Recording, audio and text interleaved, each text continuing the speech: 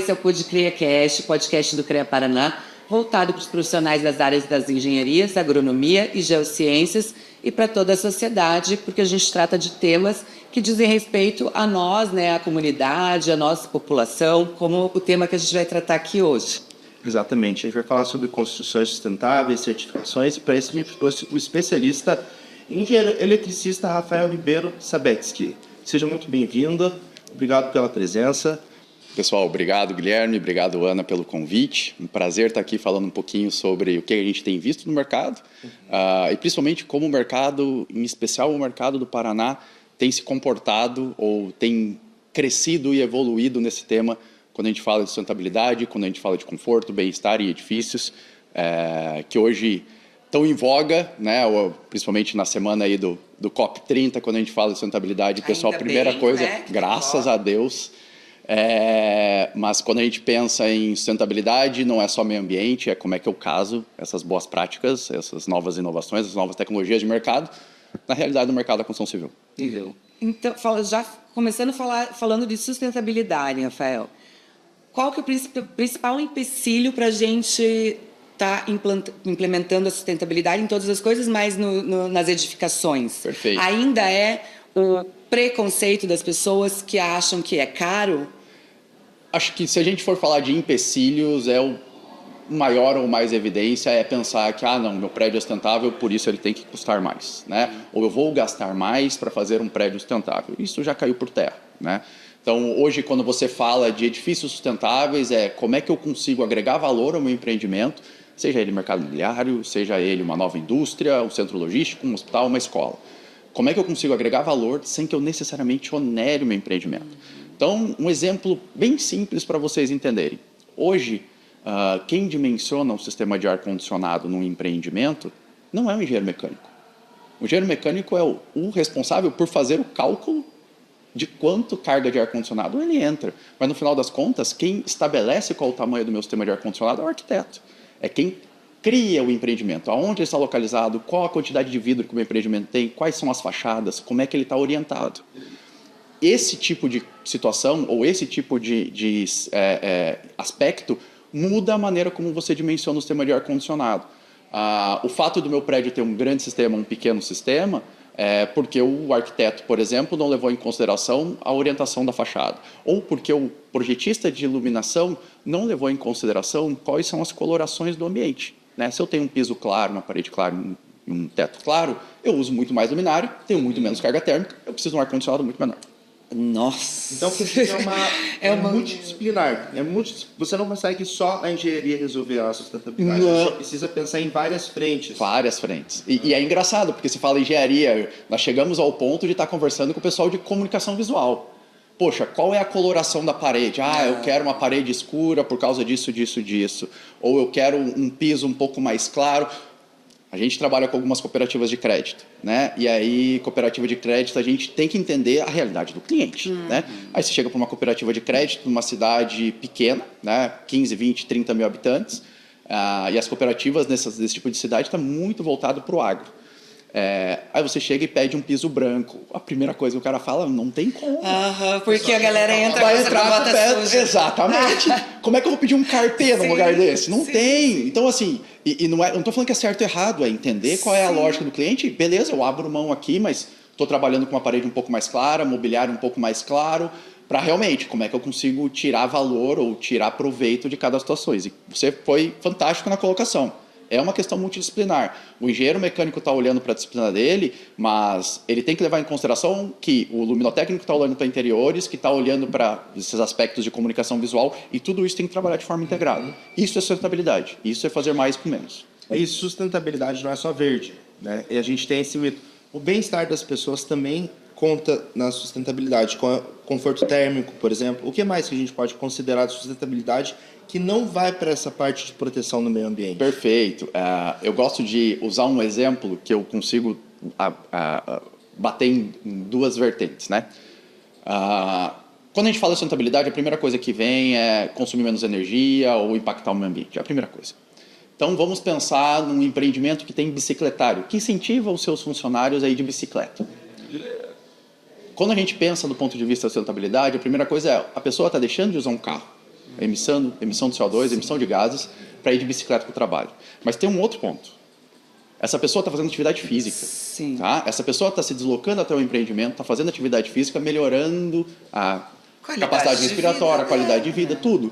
Então, são dois pontos num mesmo exemplo. Né? Então, tanto do ponto de vista de qualidade, quanto do ponto de vista de sustentabilidade. Mas, quando a gente fala de sustentabilidade, eu estou falando de como é que eu torno meus espaços mais confortáveis. Né? Então, quando você tem um espaço que dá acesso à luz natural, e veja, quando eu falo acesso à luz natural, normalmente o pessoal pensa, principalmente em cidades mais quentes, mas se eu der muito acesso vai ficar quente. Por isso que tem um trabalho por trás de disciplinas interligadas, que é, cara, qual é o vidro que eu especifico, ou quais são os mecanismos de arquitetura que eu tenho que trabalhar para diminuir o ganho de carga térmica sem impedir o acesso à luz natural. Não, e assim, é um conjunto gigante de coisas, porque se você pensa, por exemplo, você deu o exemplo da pessoa que vai de bicicleta. O que é caro, né? Porque é caro, é caro colocar um bicicletário. Mas se o teu funcionário está fazendo exercício, ele está mais saudável mentalmente, mais saudável fisicamente, mentalmente, ele vai render mais, né? Muito mais. Então, assim, é um conglomerado de benefícios que, às vezes, quando a gente fala de sustentabilidade, a gente ainda não coloca no papel. Exato. E é engraçado, porque tem alguns exemplos que normalmente a gente cita e o pessoal, sabe, começa a fechar uma chavinha na cabeça. Um exemplo que eu dou clássico é, entrei numa sala de reunião no empreendimento, eu e mais 5 pessoas para fazer uma reunião. Em 20 minutos você já sente o ar daquela pesada. Você em meia hora, 40 minutos ali dentro começa a ter cansaço e dor de cabeça. Isso é sintoma de uma coisa. Nível de CO2 elevado no ambiente. O sistema de renovação de ar ou não está funcionando ou não está dando conta, quando ele existe. Né? Então assim, olhar para isso, colocar sistema de renovação de ar é caro. Gente, se a gente está falando de produtividade dentro do mercado de trabalho, e obviamente eu estou falando de um prédio comercial, se eu falar de produtividade ou bem-estar dentro da minha residência, é caro. Tipo, é isso que nós estamos levando em consideração. Então é isso, é ganho de produtividade, ganho de bem-estar, ganho de conforto, é melhor saúde. Sem contar que a gente economiza de tratamento do que vem depois, né? Saúde, olha como você vai puxando. Exatamente. Então você pega uma cidade... O Foz talvez não tenha tanto esse problema, mas você pega uma cidade como Curitiba, uma cidade densa, uma cidade com uma grande quantidade de carro. O fato de você estar num ambiente onde você consegue purificar o ar para jogar ali dentro, você diminui o acesso às pessoas a particulado, diminui a incidência de problema de saúde respiratório, obviamente melhora a saúde das pessoas e você está de alguma forma prevenindo, que é muito mais barato do que o tratamento. Sim. Como que está no cenário global o Paraná? A gente está bem para frente, estamos na média, como que a gente está? O que acontece? Aí eu vou usar a certificação para dar algumas métricas para vocês. Quando a gente fala de certificação LEED a nível mundial... Primeiro, Rafael, conta um pouquinho do que é essa certificação. Vamos lá, claro. A certificação LEED é uma certificação que atesta os empreendimentos, a sustentabilidade aplicada a empreendimentos. Tá? LEED significa Leadership in Environmental and Leadership in Energy Environmental Design. Né? Então, é uma certificação voltada para edifícios, N tipologias, comercial, industrial, logístico, todos, que atesta que o projeto e a obra seguiram os mais altos requisitos de sustentabilidade.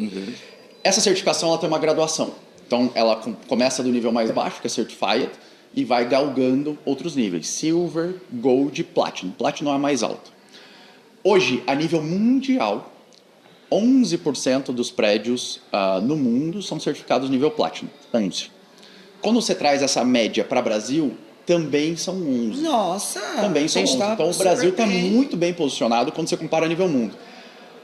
Agora, roubando um pouquinho, se eu pegar o sul do Brasil e considerar o sul como se fosse uma região, nós estamos com 37%. Nossa. Todos os prédios do sul do Brasil são LEED Platinum. Então, assim, na hora que você olha isso para uma realidade, na Alemanha é 25%. Então, assim, a gente está acima, né, batendo pau a pau com mercados extremamente desenvolvidos. Por quê? Porque a gente percebeu uma maneira da gente viabilizar ou tornar possível A sustentabilidade aplicada em empreendimentos é vencendo a barreira do custo. A gente gosta de brincar que existem 3 tipos de pessoa no mundo. As pessoas que pensam com a cabeça, as pessoas que pensam com o coração e as pessoas que pensam com o bolso. E os empresários, em grande maioria, pensam com o bolso e zero problemas. Como é que eu faço para viabilizar a sustentabilidade para pessoas que pensam com o bolso? A gente gosta de pensar com o bolso, a nossa empresa gosta. Então, assim, como é que eu trago isso para dentro do mercado, viabilizando para ele? Falando, cara, você está tirando 100, 150, 200, 300 mil em ar-condicionado, porque não foi bem dimensionado, mas esse dinheiro não vai para o bolso do empresário. Como é que eu pego esses 300 mil e coloco num sistema mais eficiente de iluminação, coloco num sistema de automação que vai me gerar mais ganho, coloco em geração de energia? Então, basicamente, a alocação de recursos, já tem um budget pré-aprovado, como é que eu realoco o recurso dentro do meu empreendimento para torná-lo mais sustentável? Rafael, você trouxe um dado interessante, mais de 30% no sul do Brasil. Só que a gente sabe que demora um pouco para construir um prédio, que não é só prédios novos que estão com essa certificação. Prédios antigos também estão sendo certificados? E se eles estão sendo certificados, o que diferencia eles de um prédio novo? É tão bom quanto um prédio que é retrofit, né? Isso, retrofit. Um prédio que passa por retrofit, ele tem as mesmas qualidades de um prédio já pensado com certificação LEED desde o início? Então, vamos lá. Do ponto de vista de conforto e eficiência, ele tem um desempenho muito similar. Tá? Ele vai corretamente trabalhado, quando ele é corretamente dimensionado, quando todas as disciplinas conversam entre si, sim. Só que ele tem um ponto a favor que um prédio novo não tem. Um prédio existente já está com carbono incorporado. Você já levantou o prédio. Você já gastou com concreto, com aço, com cimento, com vidro, com esquadria. Você já gastou, o prédio já está ali. Não faz o menor sentido, se você pensar em sustentabilidade e tiver a oportunidade de fazer um retrofit, você pensar em fazer um prédio novo. Óbvio. O retrofit é uma grande reforma. Grande reforma. Uma grande reforma. Eu tenho um prédio de 10 mil metros quadrados existente e eu preciso de um prédio de 20 mil metros quadrados. Aí, gente, é uma questão de espaço, não tem como. Mas se eu já tenho um prédio existente de 10 mil metros quadrados, não é mais sustentável você construir um novo prédio de 10 mil metros quadrados. Já usa o existente, só faz uma grande reforma. Então você já tem o carbono incorporado e sim, os benefícios são até maiores algumas vezes, porque um prédio mais antigo está numa melhor localização, ele está num local na cidade onde já tem acesso público, ou transporte público, já tem calçada, já tem acesso à ciclovia, já traz uma série de outros serviços próximos, mercado, lanchonete, o cabeleireiro, que a pessoa se desloca até menos de carro. E você ajuda nesse sentido, eu imagino, a aumentar essa porcentagem, né? Porque você já está, o prédio já está lá, né? Sim. Você está indo para frente ainda, porque os que vão ser construídos, esperamos que sejam todos construídos assim, e a gente já está reformulando o que já está lá, né? Exato. E aproveitando o gancho, né, falando da nova sede do CREA, eu acho que dá para a gente contar um pouquinho como que está sendo isso. Acho que a sede do CREA vem exatamente ao encontro disso, né? Então a gente está fazendo um trabalho fantástico junto ao CREA Paraná, onde juntou-se ou trouxe junto uma equipe de profissionais do Estado também fora do comum, que estão acostumados a trabalhar dessa forma. E não é só uma questão de levantar pontos, é serem questionados e entender o questionamento. Gente, será que isso aqui não é melhor que aquilo? Será que isso aqui não traz mais benefício que aquilo? E é um pessoal que está correndo atrás, está buscando inovação e está trazendo. Dentro de um empreendimento que sim, é existente, tem N dificuldades. O prédio novo, você vai ali, rabisca, apaga o projeto e começa de novo. Quando é um prédio existente, as limitações são muito maiores. Já tem muita coisa já dimensionada. Então, como é que eu faço para tirar valor desse empreendimento, que é um empreendimento que, no final das contas, como o impacto do CO2, tem um impacto muito menor, porque o prédio já está em pé. E aí você pensa que, a nível do CO2, o impacto na região, né? Então, quando você fala da construção de um prédio, para quem já passou pela construção do prédio na rua de casa, sabe, o transtorno que é ter caminhão passando, ter betoneira, ter maquinário, ter aquela bagunça. O barulho é 7 horas da manhã. Cara, não tô falando que não vai ter barulho, né? Obviamente vai ter ainda ali mas, cara, não tem caminhão. A fundação já está lá. Já tá lá. O prédio já tem pé, cara. Tem pé. Então, assim, uma série de outros benefícios a nível de vizinhança que são incontáveis. E que, obviamente, geram muito mais benefício a longo prazo do que necessariamente construir um prédio zero. E o exemplo também, né? O exemplo de ter um órgão público, como é o caso do CREA, uma instituição pública que está pensando em um prédio que ele seja sustentável. E aquilo, né? Eu dei exemplos para você de nível de desenvolvimento a nível Paraná, né? Então, poxa, temos muitos cases, o Erastim em Curitiba, o Sicredi Dexis em Maringá, o Eurogarden em Maringá, a sede da MIC aqui em Cascavel, a Galley Transportes aqui também em Cascavel, a Cressol em Francisco Beltrão. São muitos exemplos de prédios icônicos que alcançaram o mais alto nível de sustentabilidade. O Paraná está despontando nisso. Aí a Casa da Engenharia Paranaense, a Casa da não podia ser diferente. Não podia. Não podia ser diferente. Tem que ser um prédio exemplo, tem que ser um prédio que traz coisas novas, inovação e que mostra para o mercado. Não, é possível. A minha casa é assim. É interessante. A localização, para quem não conhece, ali no centro de Curitiba. Exato. E ali já não pode mais construir prédios. O plano diretor da cidade não permite a construção de novos prédios com essa estrutura lá. Então, é muito legal que a gente consiga colocar um prédio modelo, exemplo, que já foi citado, inclusive, pelo prefeito de Curitiba, como referência no coração da cidade, que vai ser, acredito, um modelo para todo mundo, né? Com certeza. E, de novo, é a Casa da Engenharia Paranaense. Tem que servir de exemplo. E que certificações que a gente está buscando? Ali a gente está buscando a certificação LEED Platinum, tá? Não tem como ser menos que isso.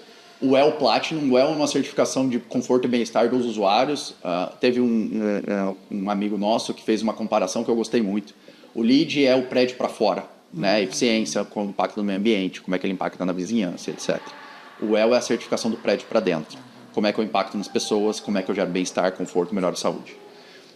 O WELL nível Platinum, também é uma certificação internacional, né? Além dessas duas, o prédio está pleiteando outras 4 certificações chamadas LEED Zeros. LEED Zero Energia, LEED Zero Água, LEED Zero Carbono e LEED Zero Resíduos. Essas 4 certificações são de operação. Então, o prédio é monitorado e acompanhado durante 1 ano e, ao final desse processo, é atestado que esse prédio gerou toda a energia a partir de fontes renováveis, não utilizou nada de água da Sanepar, o balanço hídrico é zero, o carbono incorporado em vias de transporte e geração de energia também é zero e foi abatido. É completamente autossuficiente, é isso? Autossuficiente. E a parte de resíduos, então 100% dos resíduos é ou reciclado ou reutilizado, fugindo de aterro.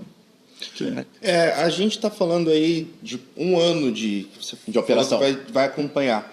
Mas acabou esse 1 ano, como é que a gente garante que o prédio ele continue sendo sustentável? Perfeito. Isso é uma cultura que é implementada dentro da empresa? Essa é uma cultura que é implementada dentro do CREA, porque a partir do momento que o CREA faz a primeira vez, ele não vai querer perder. Né? Porque é uma certificação que tem durabilidade de 1 ano. Então, a partir de que ele faz uma vez, ele não vai querer perder. Então, ele vai continuar. Ele tem que continuar renovando, então, essa certificação. Exatamente.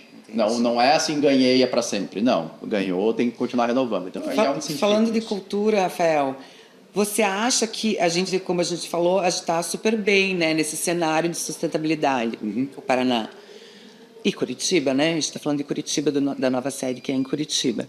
Você acha que a cultura, que a nossa cultura vem sendo fomentada desde lá da família Folha, Sim. né? Você acha que isso também contribui? Porque grandes projetos também são impulsionados e feitos por pessoas, né? E se a gente tem isso guardado lá e já intrínseco, né? Você acha que isso também ajuda? Com certeza, né? Eu gosto de fazer um paralelo que uma criança hoje, 5, 6, 7 anos, se você entregar uma garrafa plástica, ela bebeu água, terminou a garrafa plástica na sua casa, na sua residência, ela dificilmente vai jogar essa garrafa em qualquer lixo. Ela vai procurar o lixo reciclável, né? Porque tem uma diferenciação de orgânico e reciclável. Na minha época não existia isso, né? Então era um lixo só e ia jogava. Só que na minha época criou-se, principalmente para quem é de Curitiba deve se recordar, criou-se a cultura de jogar lixo no lixo, né? Então eu lembro muito de um projeto da prefeitura de Curitiba, que tinha o Oscar Schmidt, que uma pessoa jogava o lixo no chão, o Oscar aparecia de trás de uma árvore e perguntava: você não é daqui, né? E que medo, Oscar não é pequeno, né? Então assim, criou-se uma cultura de jogar lixo no lixo. E até hoje, muitos dos meus amigos, colegas, vão para algum lugar, comem um chiclete, não tem lixo, guarda no bolso. Então é algo cultural. E aí hoje as crianças não estão só guardando o bolso, elas estão separando o lixo.